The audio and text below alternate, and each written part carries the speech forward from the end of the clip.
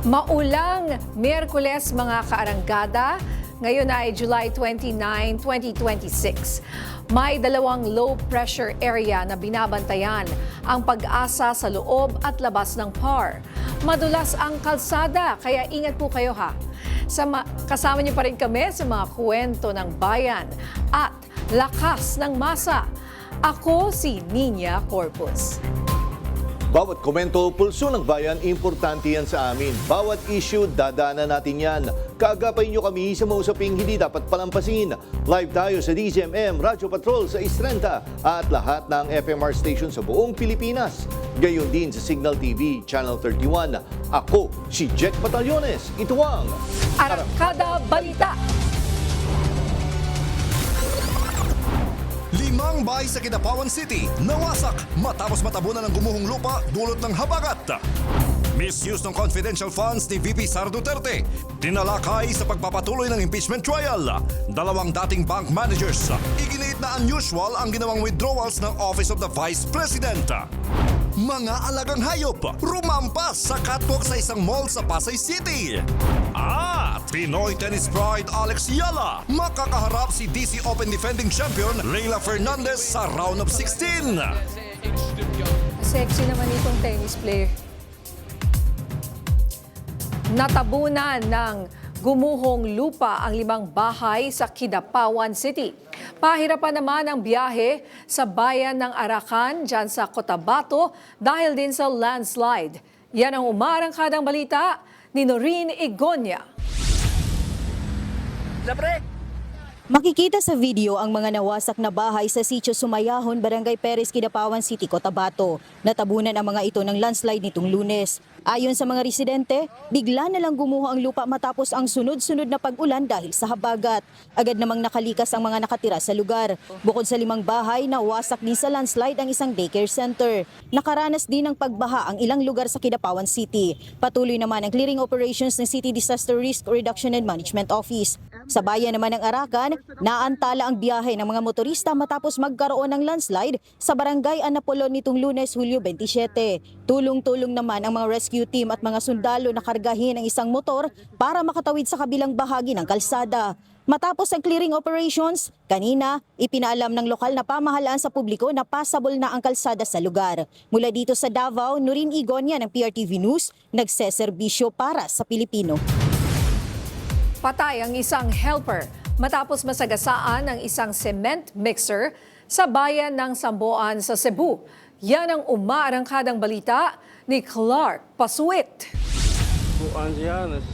Papunta sa Barangay Canyorong ang isang cement mixer para sa isinasagawang road concreting project kahapon. Pagdating sa matarik at makipot na bahagi ng daan, umakyat ang 53 anyos na helper sa ibabaw ng truck para sana alisin ang mga nakaharang na wire. Pero nawalan ito ng brake at umatras. Tumalon ang helper pero nasagasaan siya ng cement mixer. Naisugod pa sa Samboan Rural Health Center ang biktima pero idiniklara siyang dead on arrival. Nasa kustudiyan na ng Samboan Police ang driver ng truck habang patuloy ang investigasyon sa insidente. Mula sa Cebu, Clark Pasuit ng PRTV News, nagsaserbisyo para sa Pilipino. iniimbestigahan na ng Department of Education ang insidente ng pambubugbog ng 2 grade 10 students sa isang guro sa Maco, Davao de Oro. Nangyari ang insidente noong Lunes at kumalat sa social media ang video ng pananakit ng 2 estudyante sa isang guro sa Elizalde National High School. Ayon sa Maco Police, nag-ugat ang pananakit ng sitahin ng guro ang isa sa mga estudyante tungkol sa paglabag sa school policies. Nagpahayag naman ang DepEd ng suporta sa guro na nagtamo ng injuries. Tiniyak din ng ahensya na magsasagawa ang mga otoridad ng patas at masusing investigasyon alinsunod sa due process. Namahagi ng mahigit 5 milyong pisong tulong pinansyal ang pamahalaan para sa mga dating miyembro ng rebelding grupo sa Samar. Layo nito na matulungan ang mga dating rebelde sa kanilang panibagong buhay. Kabilang sa mga nabigyan ng tulong ang mga miyembro ng Peace Builders Group mula sa Calbiga, Pinabacdao, Basay, Villarreal, San Jorge, San Jose de Buan at Paranas, Samar. Pati na rin ang mga mula sa Borongan, Eastern Samar at Las Navas, Northern Samar. Nanawagan ang ilang opisyal sa Leyte sa Local Water Utilities Administration na pangasiwaan ang operasyon ng mga water districts sa Leyte para masolusyonan ang 13 taong krisis sa tubig ng probinsya. Yan ang umaarangkadang balita ni Jay Barrion. Matapos manalasa ang Yolanda noong 2013, hindi na naibalik ang maayos na supply ng tubig sa mga residente ng Leyte at Tacloban Leyte Metropolitan Water District at Prime Water Leyte Metro. Ang mga hindi nakakatanggap ng tubig sinisingil pa ng minimum, kaya maraming consumer ang nagpapaputol na lang ng kanilang supply at umaasa na lang sa tubig ulan at pag-iigib sa mga poso. Dahil sa walang katuparan ng mga pangako, duda ang ilang opisyal sa lalawigan ng Leyte sa pangako ng mga kumpanya na bago matapos itong taon ay masusolusyonan na ang kanilang krisis sa tubig. Ikanto na yun, kung di rin baga maagapan or kung di rin baga makahatarin mo pa nga pitad. Kaya mismo, ito na kung baga kita-kita, itong management, itong prime water, wala nagyapong klaro. Kaya iya nga naging baligya.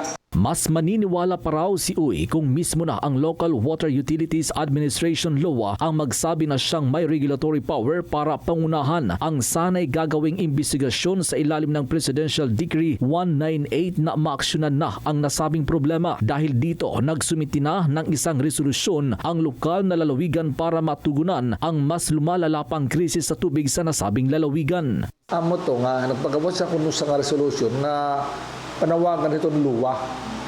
Luwa, hera itong nag-oversee. Kitanan na operation itong mga water district. Kumbaga, may dito nira dako nga gahom nga pwede nira kitaon itong paano pinapadalagan ano sa nga water district. Mungkahi ng opisyal sa LMWD na magkaroon ng isang konsultasyon sa pagitan ng pamunuan, luwa at mga miyembro para sa mas klaro at komprehensibong solusyon sa krisis. Sa datos ng LMWD, nasa mahigit 35,000 water concessionaires sa probinsya ng Leyte at Tacloban City ang siniserbisyuhan ng nasabing pamunuan. Ako, si Jay Barrion ng PRTV News, nagseserbisyo para sa Pilipino.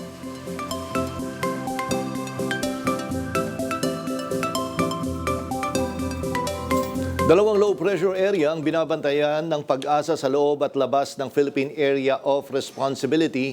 Nasa may Camarines Sur ang unang LPA, wala itong tsansa na maging tropical depression sa susunod na 24 na oras. Habang nasa labas naman ng PAR ang isa pang LPA na nasa mahigit 1,000 kilometro silangan ng Eastern Visayas. Hindi rin ito nakikitang magiging isang bagyo sa loob ng 24 na oras. Pero magiging maulap at may kalat-kalat na pag-ulan at pagkulog at pagkidlat sa Metro Manila, Central Zone, Calabar Zone, Bicol Region, Oriental at Occidental Mindoro, Romblon at Marinduque. May posibilidad din ang pag-ulan sa ibang bahagi ng bansa dahil sa easterlies at localized thunderstorms. Inaabisuhan na ng Pag-asa ang mga apektadong lugar na mag-ingat sa mga banta ng landslide at pagbaha. Posibleng pumasok sa Philippine Area of Responsibility ngayong Agosto ang 2 hanggang 4 na bagyo ayon sa Pag-asa. Ito'y sa kabila ng posibleng malakas na El Nino sa bansa. Paliwanag ng Pag-asa, inaasahang kaunti ang bagyo sa mga susunod na buwan dahil nga sa El Nino. Pero posible pa rin na mabuo ang malalakas na bagyo. Nauna nang sinabi ng Pag-asa na may 81% tsansa ng napakalakas na El Nino sa bansa sa Oktubre hanggang Disyembre. Akbayan Party List isinusulong ang congressional inquiry sa planong PAC Silica Initiative ng gobyerno. Marami pang maiinit na balita sa pagbabalik ng Arangkada Balita.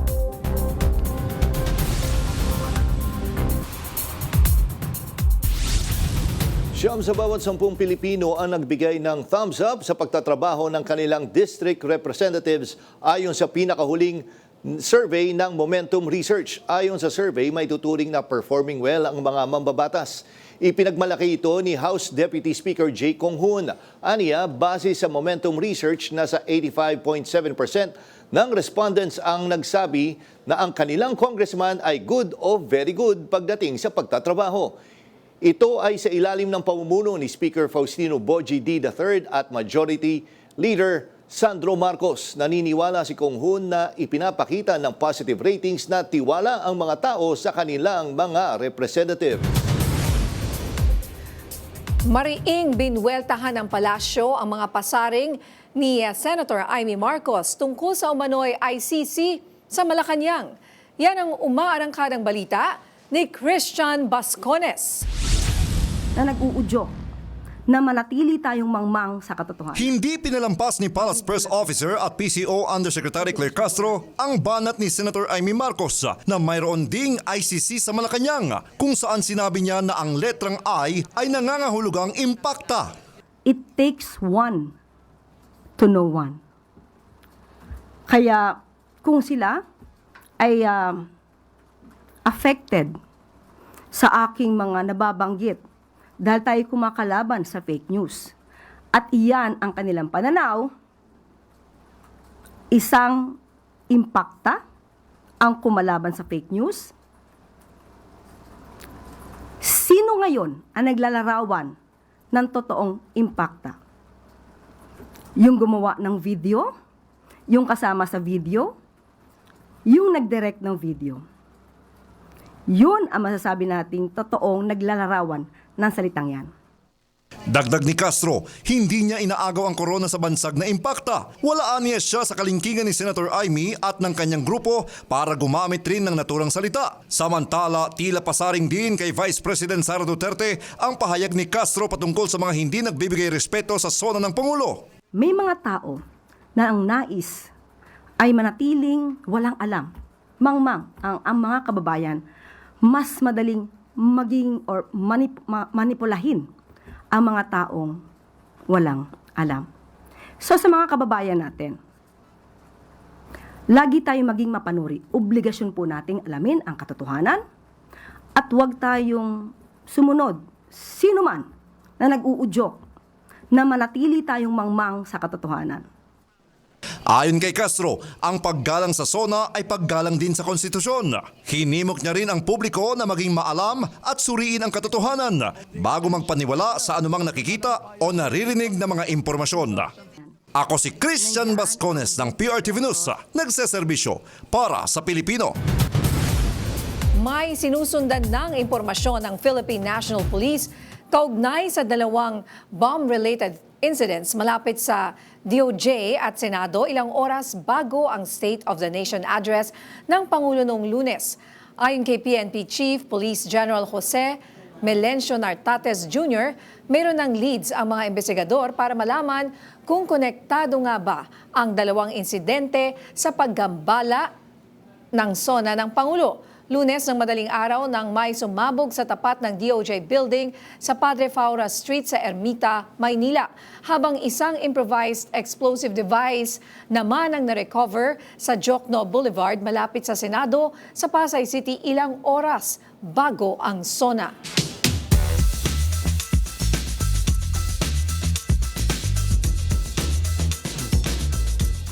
Nitong Lunes ay nasaksihan natin ang ikalimang State of the Nation address ni Pangulong Ferdinand Marcos Jr.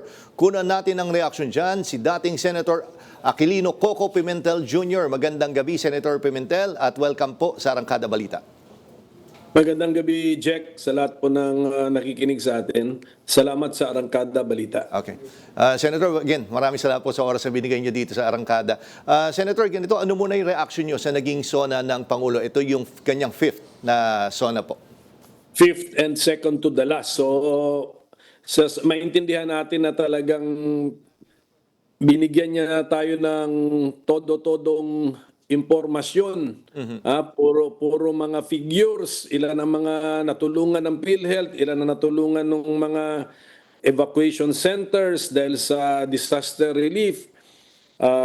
Marami pang iba. So, pabayaan na natin ang gagawin ng Pangulo yung kasi second to the last na ito. Yung last kasi na SONA, pasasalamat na lang po yun eh. So, ngayon na meron pa siyang 2 taon, sinabi na niya kung ano pang pwedeng gawin. Ano na yung nagawa, ano pa yung pwedeng gawin. So medyo medyo dragging lang kasi mahirap talaga sa isang speech ang mga puro figures eh. Aha. Puro figures, mga 'di ba may mga sinabi siya 6 million na yata sa PhilHealth, 600,000 sa mga evacuation centers, sa mga disaster relief, ganun po. Tapos may mga 350,000 na pesos na income sa isang taon na balak niyang i-exempt sa income tax. Tapos yung mga sa kuryente, marami. So malaman ang SONA.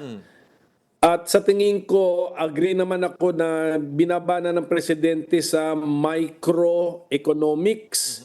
Kasi yung macroeconomics, kunyari sasabihin mo na lumaki ang ating ekonomiya ng 5%, wala sa taong bayan yun eh. Oo nga po. Hindi nila pag narinig nila yun, figure din yun eh. Tapos marinig nila 5%. Ano ibig sabihin nun? Yung sinabi lang niya na meron na tayong totoo na itong no balance billing. At least kung yung isang Pilipino na naranasan niya yon, sasabihin niya, totoo yan. Meron nga akong kakilala na merong kakilala na nagpa-hospital na totoo nga, kinukumpirma niya na no balance billing. So finally, nangyayari na. Kumbaga, Senator, ang gusto marinig ng tao kung ano yung pakinabang dyan kesa sa figures na yung kumbaga relatable. Maganda rin yung i-report mo na lumaki ang ekonomiya, nag-middle income na tayo, category, pero macroeconomics po yan parang kasi magbabanggit ka na lang din ng figure, magbanggit ka na lang sa microeconomics na baka yung isa dun sa mga 6 million na nagbenepisyo sa PhilHealth, sabi nila, totoo yan. Isa ako dyan sa 6 million na yan. And Senator, ganito, di ba, days leading dito sa SONA na to, marami sinabi magiging earth-shaking yung magiging announcement. At ito nga ay nauna doon sa kanyang talumpati yung tungkol sa flood control issue at yung plano nga na pagsampa ng kaso sa dating speaker. Marami yung medyo hindi naman masyado nagulat doon sa sinabi, pero parang nabitin daw sila dahil parang na-singled out ata ang ating former speaker. Ano po masasabi niyo doon, Senator? Ako medyo naawa ako kay former speaker. Tandaan mo, leader siya ng kamarang yan. Naawa naman ako na anunsyo pa sa SONA tapos pinalakpakan pa. Sana hindi na lang nagbanggit ng pangalan at sinabi na lang na malaki na ang asenso yung laban kontra sa katiwalian sa flood control. Marami nang number one, yung sindikato na buwag na dismantle na yung sindikato. Meron nang naging state witness na yung iba, meron nang mga nakakulong at ang pinakamagandang epekto kahit yung budget estimate ng DPWH, yung mga bloated figures na mga materyales, pinababa na niya. Actually, immediately ginawa yata niya yun. Sabi niya 25% tanggalin ka agad sa estimate. So, sana gano'n na lang yung approach. Pero anyway, nangyari na yung nangyari. Sabi ko nga, to be fair to the former speaker, kahit na pinalakpakan yung pag-anunsyo na papaila na siya ng kaso, i-remind na lang natin ng taong bayan na meron pa tayong presumption of innocence. No? Hindi po siya, kahit na gusto natin ng big fish, gusto natin ang ulo ng big fish, may presumption of innocence po tayo. Pero wala naman pong earth shaking doon sa SONA. Okay naman 'yun, di naman kailangan na kada SONA mayroong earth shaking. Meron kung wala mang earth shaking, merong electrifying. Yun nga ano po mo ibig ko sabihin? Jack? Ano nga po, Oo nga po, Senator. Di ba yung meron naman siya about IPIRA at Yes, least system about electricity cost energy cost. So sabihin na lang natin kung wala mang earth shaking, at least naging electrifying yung SONA. At katulad nga niyan, yung usapin sa kuryente, very relatable sa ating mga kababayan. Kaya nga yun yung mga na-absorb ng ating mga nanood nung talumpati, tama po. Kaya nga I think yung approach na yan mas mabuti. Pero siyempre ang hirap, sana baka binawasan niya yung mga numero kasi hirap talaga sundan mahirap talaga sundan ang sa speech sa speech na wala kang PowerPoint. Kung may PowerPoint ka pwede pero wala eh. Siyempre very very formal ang SONA. So anyway, kung siguro yung mga kababayan na lang natin ang makaka-identify nga doon sa mga nagbenepisyo doon sa mga sinabi niyang mga figures, sila po pwede nilang sabihan yung kanilang kapitbahay, ang kanilang pamilya na, ay totoo yan, isa ako dyan. Isa ako dyan sa mga nagbenepisyo dyan. Okay, and Senator, madako naman tayo doon sa ongoing impeachment. Last year, sinubukan ko yung tanungin tungkol dyan, pero kayo mismo nga yung nagsabi sa akin, Jack, hindi ako pwede sumagot dyan dahil ako ay magiging Senator Judge. So ito nga yung pagkakataon ko, Senator Pimentel. Ano ang reaction mo na ngayon dito sa ongoing impeachment trial? Kontento po ba kayo sa takbo nito? At least bumibilis na. Tsaka siguro nagiging streamlined na yung presentation ng witnesses.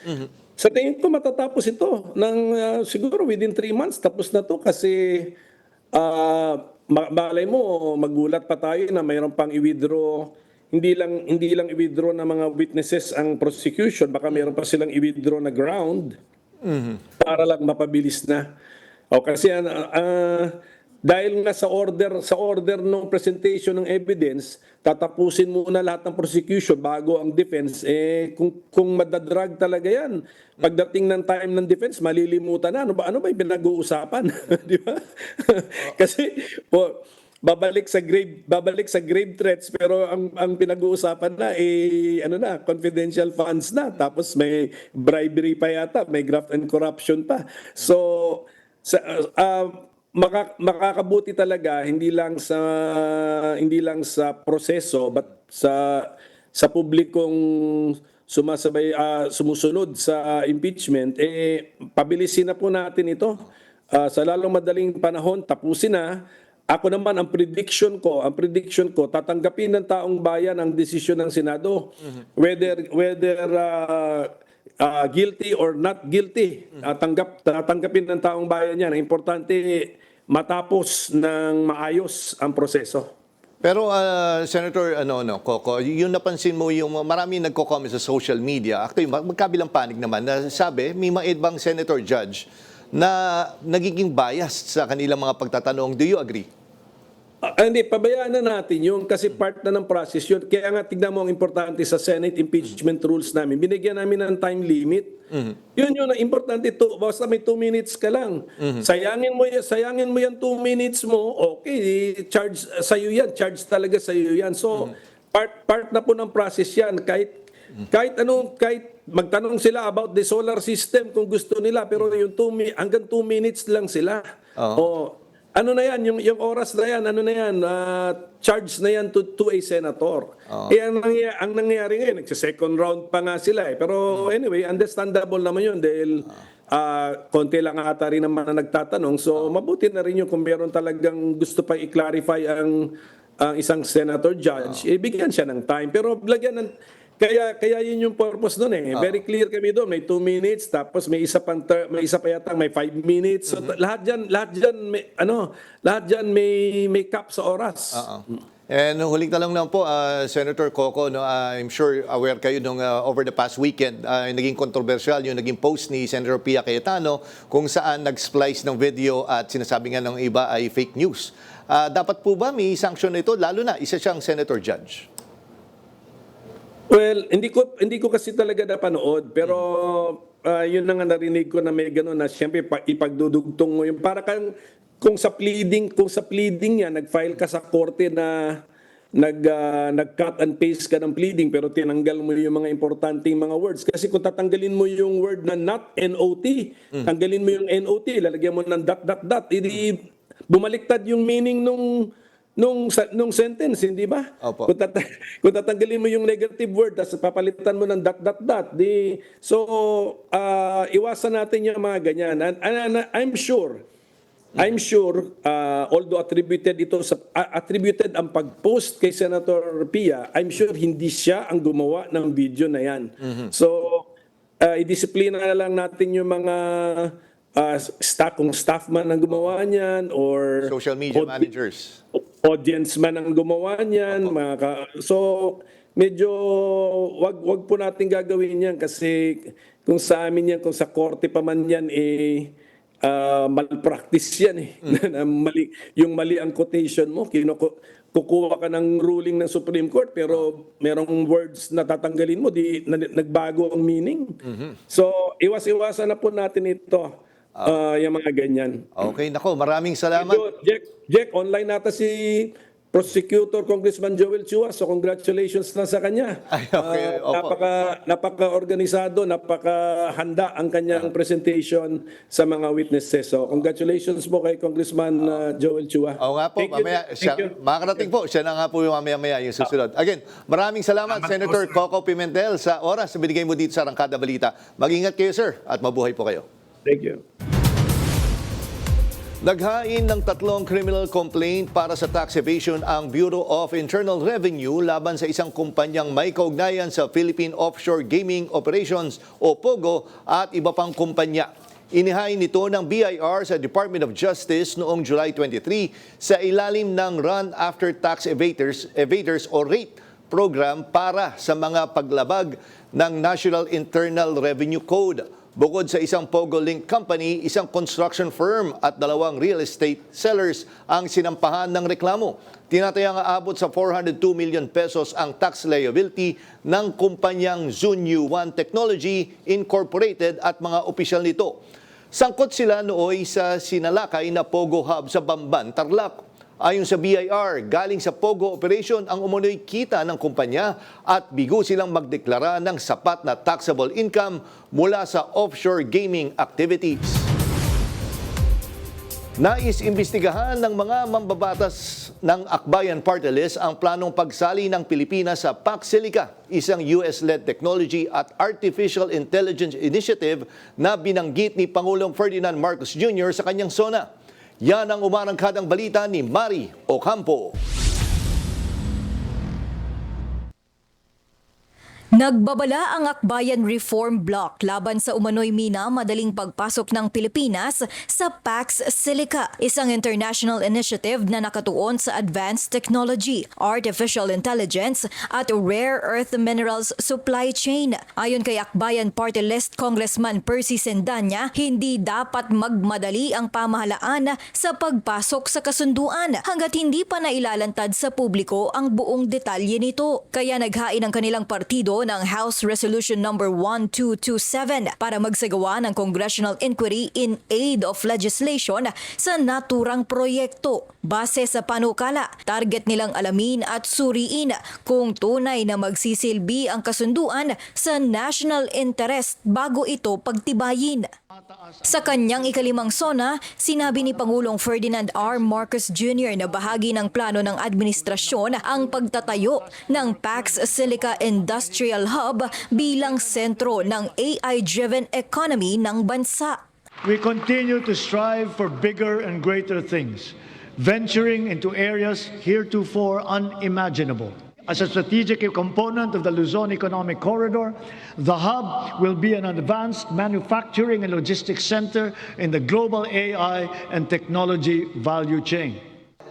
Bago pa man maghain ng panukala, sinabi ni House Majority Leader Sandro Marcos na bukas siya sa ideya ng isang inquiry tungkol sa Pax Silica. So mas maganda na maggumawa na lang tayo ng inquiry to see ano ba talaga yung katotohanan. And what if there are shortcomings in the project, paano natin aayusin?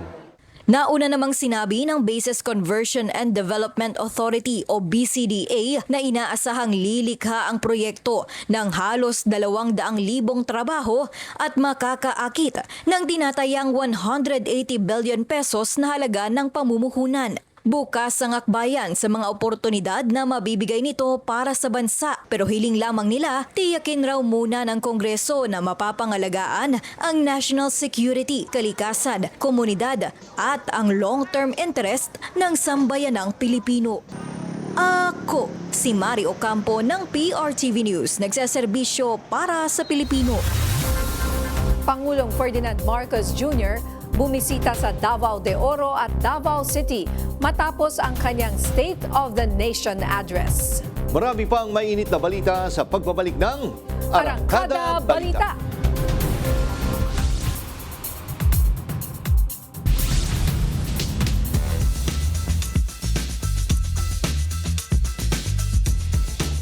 Himayin pa natin ang update sa impeachment. Kasama si House Prosecutor at Manila 3rd District Representative Joel Chua. Magandang gabi po, Congressman Chua. Hi, good evening Ninya at magandang gabi rin sa lahat ng mga taga-subaybay ninyo, lalong-lalo na mga taga-ikatlong distrito ng lungsod ng Maynila. Kumusta po kayo, Kong, after today's hearing or impeachment trial, ano? And kanina, I don't know if you heard, ay kinukumusta rin po kayo ni former Senator Coco Pimentel at sinabing maganda raw yung inyong presentation kanina. Ay nako, napakasarap naman pakinggan yan coming from a bar top notcher, tsaka talaga naman napakahusay na senador. Maraming salamat po sa ating mahusay na senador. Alright, so kayo po kanina ang nanguna sa direct examination sa dalawang dating branch managers ng Land Bank sa ika-10 araw ng impeachment ni VP Sara. Ano po ang inyong assessment? Very quickly lang po, brief assessment sa nangyari. Well, yung kanina naman appetizer lang yun. Dahil, siyempre, Nina, yung mga, itong usapin ng confidential fund, ito yung pinagmulan eh. Yung pondo na winidraw o in-encash sa dalawang bangko, which is yung Land Bank Shaw Boulevard branch sa OVP at doon naman sa Land Bank DepEd branch. So, kanina na-establish natin, siyempre, na ito ay na-withdraw at yung buong amount na 125 million in the case ng OBP at 37.5 million ay buo na na-encash ng mga kani-kanilang mga SDO or Special Disbursing Officer na si Miss Gina Acosta at saka si Edward Fajarda. Okay. Kung binigyang diin kanina ng defense na sinabi ng bank managers na hindi suspicious ang transactions, para sa mga nanonood at nakikinig po sa inyo, ano ba ang pagkakaiba ng unusual sa suspicious? Paano nyo gagamitin yung unusual nature ng encashments, no, or ng encashments na yan para patunayan ang misuse sa confidential funds? Well, sinabing unusual, pag sinabi mong unusual, base ito dun sa dalawang testigo natin kanina, kung yung amount ay malaki at hindi nila regular na ginagawa yon. So kaya siya unusual dahil ay ito naman ay first time nangyari na ang isang government agency ay mag-withdraw ng 125 million ng cash, no? Kasi sinabi nga nila yung iba dinadaan sa mga cheque. So ito talaga 125 million cash in 4 instances. Doon naman sa DepEd 37.5 million. Now, pag sinabi mo naman na suspicious, ibig sabihin yung source ay kaduda-duda. Ito hindi naman kaduda-duda yung pinanggalingan dahil galing naman ito sa National Treasury. So, would you say na okay, it's unusual but it's not illegal?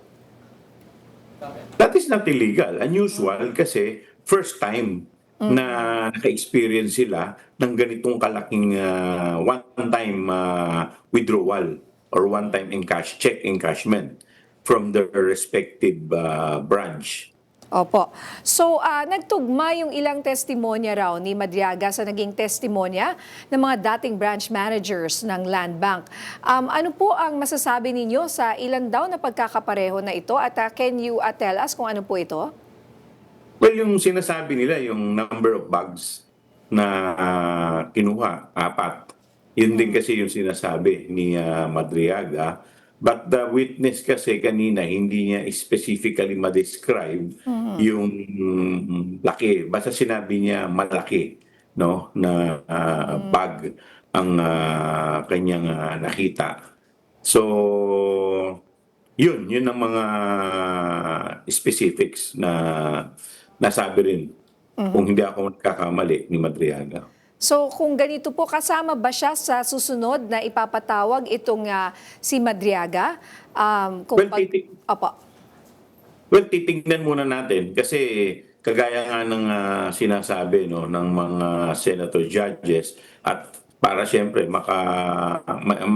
mag-i-streamline tayo ng mga witnesses. Titingnan natin kung material yung kanyang sasabihin dahil kung may establish na rin naman natin yung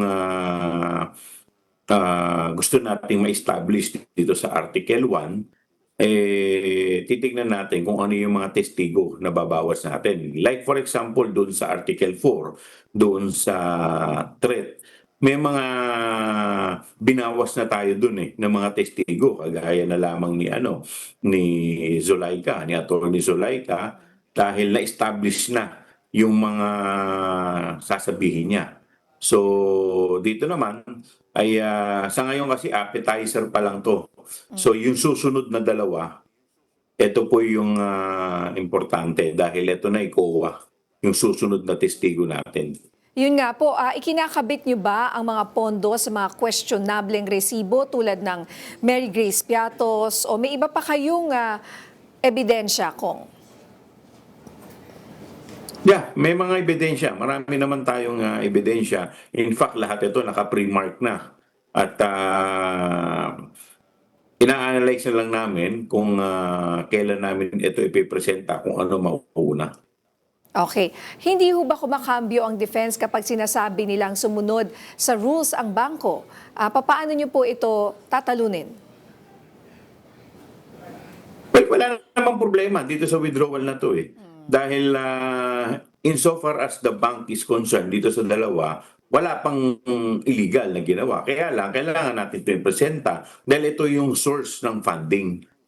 Opo. So, yung mga susunod na testigo natin, ito na yung magtatahi. Yes, opo. Kung saan napunta yung confidential funds Yes, na yan. dahil yung pag-withdraw naman, in itself, wala namang problema Diba? So, yung paggamit, yun ang problema. Dito magkakaroon ng problema. Kaya, yun ang patutunayan natin. Kaya nga magpipresenta na tayo ng mga COA officers. Ayun, yun ang mas mahalaga. So, hindi nyo na kailangan palang mag-argue kung unusual, suspicious, or, di ba? Hello? Yes, Kong. So, mukhang you all agree naman na those transactions are normal or hindi na kailangan mag-agree.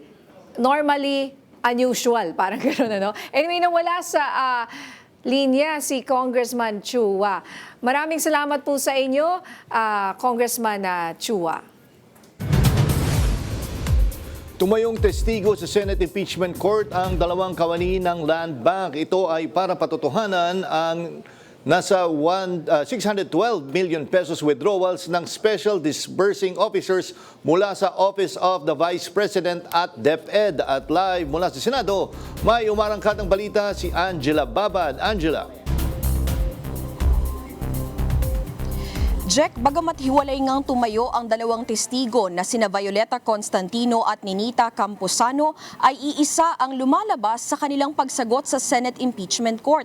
At ito nga ay ang unusual o hindi pangkaraniwang halaga ng pera na winidraw ng Office of the Vice President at ng Department of Education.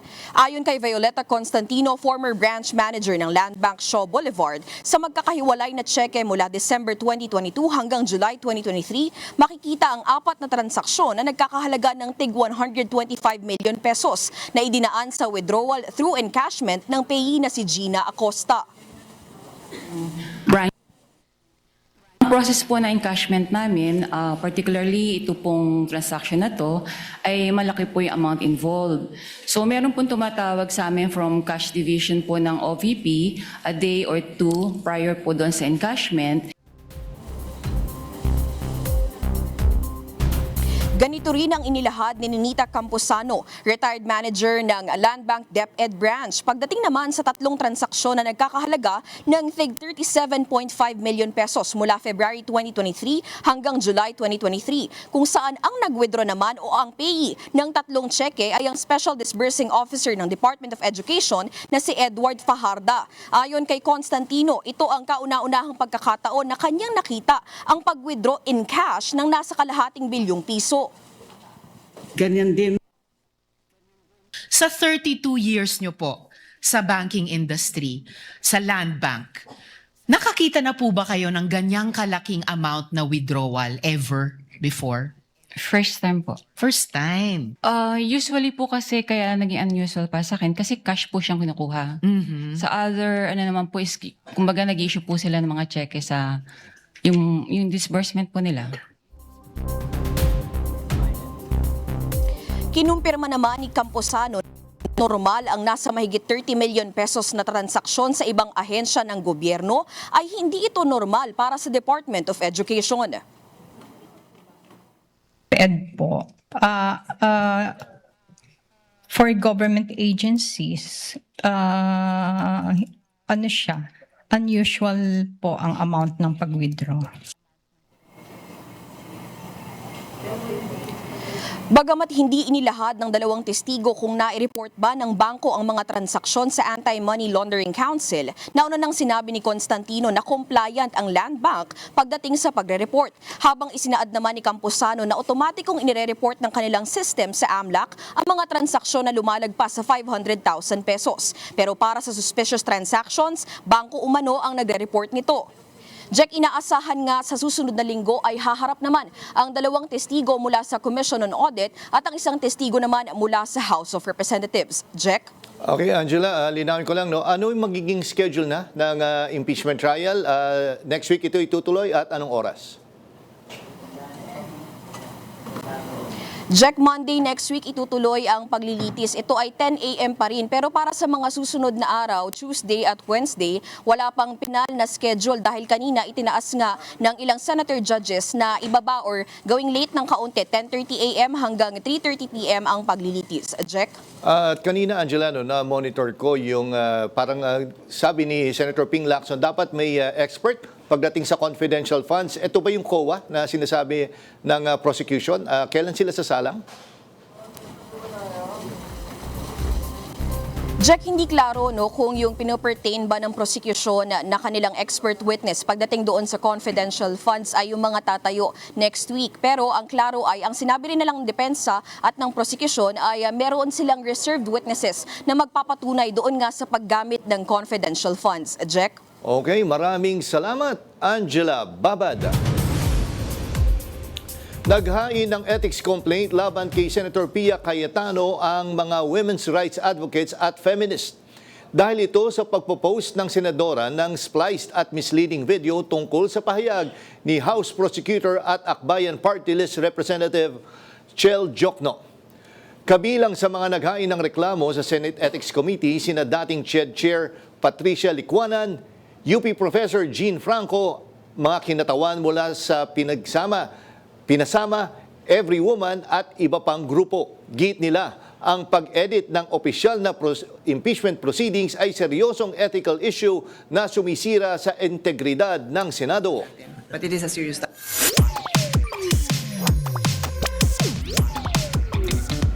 Alamin na natin ang latest sa showbiz mula kay Jai Ho. Hello, Miss Nins and Sir Jack at sa lahat ng mga karangkada. Heto na nga ang latest sa tumarangkadang showbiz balita. Matapos mapabilang sa Pinoy Big Brother Collab 2.0 ni Kapuso actor Anton Vinzon, madami ang mga nagbukas na oportunidad sa kanya. Mula sa teleseryeng Batang Riles to his first leading role, ang Kamao. Kamakailan, pumalo nga sa 6.5 ratings ang teleseryeng Kamao ni Anton. Agad nating kinamusta ang aktor sa mga kaganapan sa kanyang karera. Ang buong detalye alamin sa Joy Hot Exclusive. Sa kauna-unahang pagkakataon na bumida sa isang teleserye ng Kapuso actor na si Anton Vinzon, agad na nasungkit ng teleseryeng Kamao ang mataas na ratings. Ano nga ba ang masasabi niya sa mainit na pagtanggap ng mga manonood? At inalam na din natin ang payo ng kanyang ama na si Roy Vinzon. Siyempre po, nung nalaman ko po yung 6.5, siyempre nagpalityon po kami agad ng dad ko. Sabi ng dad ko, Nak, huwag ka mag-alala. Focus ka lang sa character mo. Focus ka lang sa ginagampanan mo ngayon. Pero ako nakikita ko sa iyo na you're very good. Mukhang na-in love na sa boxing ang aktor. Kamusta naman kaya siya sa kanyang mga trainings? Pinapatigil niya na nga ako sa pag-gym eh. Kasi sabi niya, workaholic ka ba? Grabe na yung ano mo. And nagkakalagnat na rin po ako sa fighting scene namin ni Rahil. Mabilis ang mga pangyayari after Pinoy Big Brother, bumida sa teleserye at mainit itong tinanggap ng mga manonood. Overwhelming ang mga kaganapan para sa aktor. Ano ang masasabi niya sa mga nangyayari sa kanyang karera? Ako hindi po ako makapaniwala kasi sobrang bilis. And pag yung Batang Riles, tapos PBB, and now Kamao. And I'm just really happy po sa mga result na binibigay po sa akin. Samantala, inalam din natin ang masasabi niya sa mga nag-ship sa kanila ni Carmel na nakasama niya sa Pinoy Big Brother Collab 2.0. Sana magkaroon po kami ng project soon. Maraming salamat po sa panunod ng Kamao. Masasabi ko lang po, maraming salamat po na talaga from the bottom of my heart. At yan na muna ang latest sa mundo ng showbiz. Ako po ang resident karangkada ninyo pagdating sa mga hottest and exclusive ganap sa mga paborito nyong artista.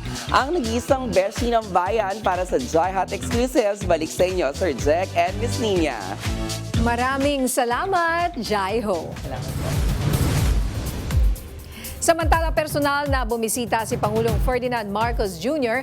sa Davao de Oro at Davao City isang araw matapos ang kanyang ika-5 State of the Nation Address. May umaarangkadang balita, si Noreen Igonia. Dok, pwede pakita niya po?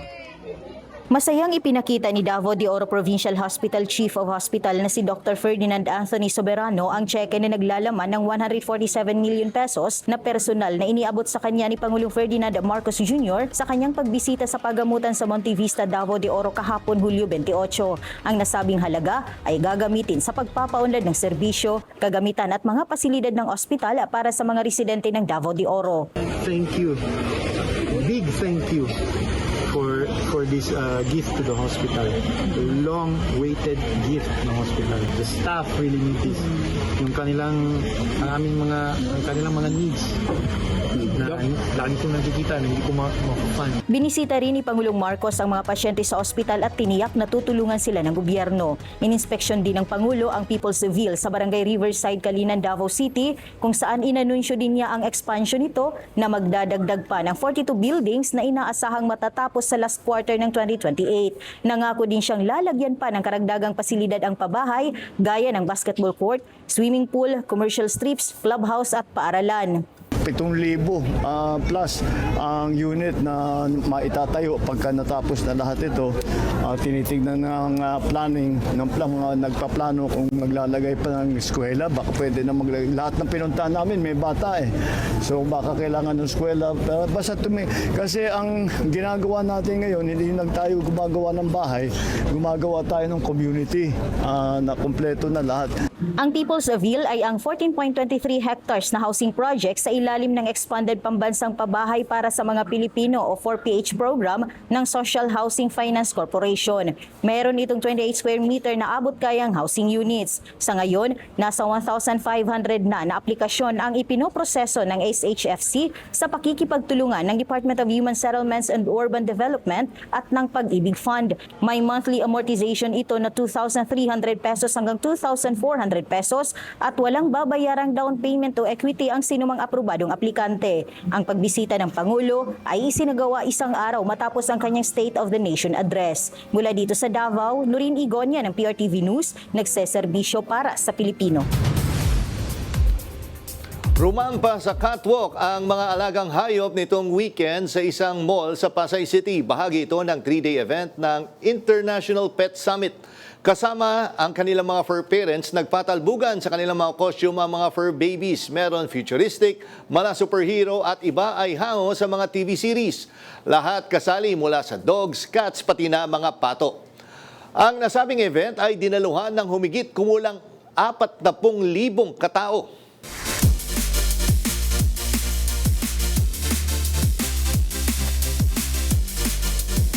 Okay, balitang pangpalakasan. Sunod na mga kaharap ni Filipino tennis star Alex Ayala ang Mudabala.